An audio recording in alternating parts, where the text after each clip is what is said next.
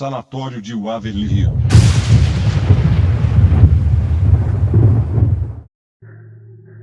Em 1900, um surto de tuberculose atingiu a cidade de Louisville, no estado americano do Kentucky, o que fez as autoridades providenciarem um hospital com a finalidade de cuidar dos doentes. Assim, em 1910, um sanatório de madeira de 2 andares foi inaugurado, que consistia de um edifício administrativo principal e 2 pavilhões ao ar livre, com capacidade para 20 leitos, totalizando 40 leitos, para o tratamento de casos iniciais. Como os casos de tuberculose só aumentavam, foram adicionando mais e mais leitos, até que ele chegou a ter 150, sendo que 50 pertenciam ao pavilhão infantil. Como a manutenção da estrutura de madeira do local consumia recursos e tempo e não suportaria mais leitos, as autoridades decidiram fazer um grande hospital com 5 andares e com espaço para mais de 400 leitos, que foi inaugurado em 1926. Durante os 17 anos seguintes, milhares de pacientes passaram pelo local e muitos deles morreram. Com a introdução da streptomicina em 1943, o número de casos de tuberculose foi reduzido gradualmente, até que não havia mais necessidade de um grande hospital. Os pacientes que estavam em Waverly Hills foram enviados para o Sanatório Hazelwood em Louisville. Assim, em 1961 o Sanatório de Waverly Hills foi fechado. O prédio foi reaberto em 1962 com o nome de World Haven Geriatric Center, uma espécie de asilo, que tratava desde pacientes com demência, dificuldade de mobilidade até grave deficiência mental. World Haven foi fechado pelo Estado em 1982, que alegou tratamento negligente aos pacientes, como às vezes é comum nesses ambientes de instituições subpessoal e superlotadas. Em 1983, o prédio foi comprado por $3.005 mil. A intenção dos compradores era convertê-lo em uma prisão de segurança mínima para o estado do Kentucky, mas o plano foi abandonado depois de muita reclamação dos vizinhos. Então foi proposto converter o hospital em apartamentos, mas dificuldades financeiras não deixaram o projeto sair do papel.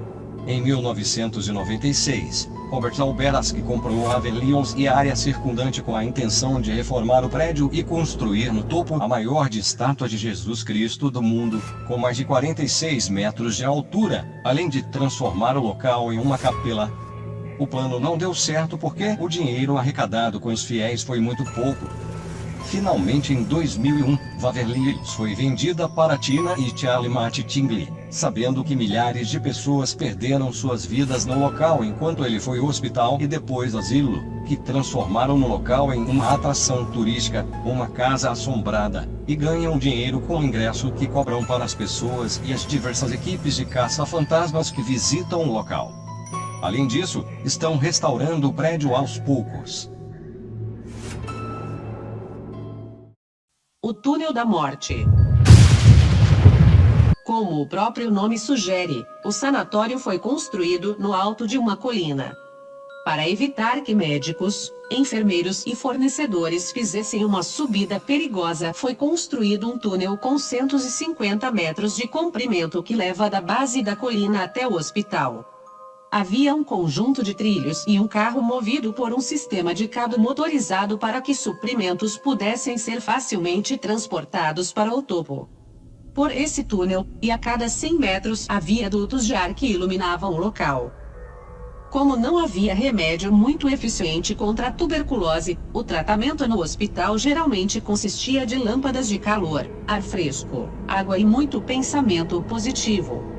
Só que com a epidemia no auge, morriam muitos pacientes por dia, e não era uma visão muito boa testemunhar toda hora corpos passando na sua frente. Por isso resolveram escoar os corpos por esse túnel, através do carrinho que levava os suprimentos. Os pacientes eram colocados neles e desciam para um carro de funerária que esperava na base. Hoje, esse túnel é um lugar onde são registrados repetidos fenômenos paranormais. Fantasmas famosos. Alguns fantasmas se destacam entre os muitos que devem habitar o sanatório. O pequeno time, no quinto andar ficavam os leitos das crianças vítimas da peste branca, como também foi conhecida a tuberculose, e um terraço chamado de solarium, onde as crianças podiam brincar sem sair do isolamento do hospital. Entre as crianças estava Timmy, um menino que morreu aos 10 anos e que gostava muito de brincar com as bolinhas que ficavam dispostas em um canto do solarium. Gostava tanto da brincadeira que brincava mesmo depois de morto, pois as bolinhas se mexiam ou eram lançadas como se algo invisível a jogasse, para o espanto das enfermeiras e demais crianças. A série Ghost Hunters fez uma visita ao local e registrou uma assinatura térmica que acreditam ser de Timmy. Em outra visita, a equipe deixou uma bola de futebol no corredor e ela foi chutada por 5 metros. Joseph Coutons, um dos médicos responsável pela área cirúrgica do hospital. Depois de assistir à morte de médicos e pacientes, ele radicalizou achando que tinha descoberto a cura ou, pelo menos, uma forma de abrandar a dor dos tuberculosos. Devido ao inchaço dos pulmões, as costelas eram pressionadas, causando dor e muitas vezes, por conta da fragilidade dos órgãos, a perfuração dos mesmos. Joseph achou que serrando as costelas dos pacientes esse sofrimento cessaria. Após a morte de Joseph, no corredor do quarto andar onde fica a sala de cirurgia, os atuais zeladores do lugar já viram um homem usando um jaleco branco. Esse vulto toma a forma de uma sombra disforme que vai tomando lugar até escurecê-lo por completo. É o fantasma mais ativo e violento do sanatório, já que ele se manifesta batendo nas paredes ou jogando objetos. Elizabeth Becher e Jania Hurley. Foi considerado o primeiro caso de manifestação espectral no sanatório. As duas dividiam o mesmo quarto quando Jania morreu. Dias depois, Elizabeth começou a delirar dizendo que conversava e via todos os dias a companheira de quarto morta. Tempo depois, Elizabeth também morreu e outros pacientes viam as duas passeando pelo corredor do quarto 418. Mary Lemburg, enfermeira do Waverly Sanatorium, engravidou de um médico casado. Há controvérsia sobre sua morte. Ela foi encontrada pendurada pelo pescoço no quarto 502. Por conta da visão, mais conveniente foi acreditar que ela tirou a própria vida sem motivo aparente. Mas alguns dados dizem que ela sofreu um aborto muito mal sucedido feito pelo pai da criança que esperava. Para que o caso não viesse à tona e, assim, destruísse sua carreira, o médico montou a cena do crime para que parecesse mesmo um suicídio. Desde então, Mary vaga pelo sanatório tentando dizer como morreu realmente. O sanatório na mídia. Com uma história dessas, o sanatório de Waverly Hills começou a ser muito investigado por equipes de caçadores de fantasmas, como Ghost Hunters. Quem gosta desses programas, com certeza já deve ter visto na TV alguma investigação no sanatório de Waverly Hills.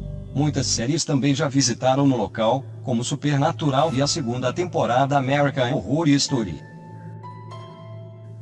E é claro que fizeram um filme, Túnel da Morte, de 2005, que foi baseado em eventos que ocorreram no sanatório. Sinopse: um sanatório abandonado. 5 estudantes que foram desafiadas a passar a noite. O que começa como uma brincadeira de mau gosto logo se transforma em um pesadelo mortal quando elas descobrem os segredos terríveis que assombram aqueles apavorantes corredores.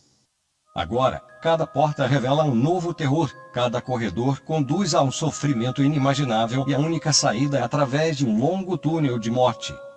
Nesse sanatório de Kentucky, acredita-se que 63 mil pessoas morreram na famosa Praga Branca. Visite o sanatório de Waverly Hills. O sanatório desde 2001 pertence a Charlie Matt Tingley e Tina Matt Tingley, que estão trabalhando em sua restauração e lucram uma grana com as visitas, que vão desde tours guiados para as pessoas, que pagam $22 por hora, até locação de até 08 horas à noite para grupos de caçadores de fantasmas, sendo que cobram uns $100 por pessoa. Então vamos ficando por aqui. Deem o like, aperte o sininho e se inscreva. Vídeos novos 2 vezes por semana. Muito obrigado pela audiência e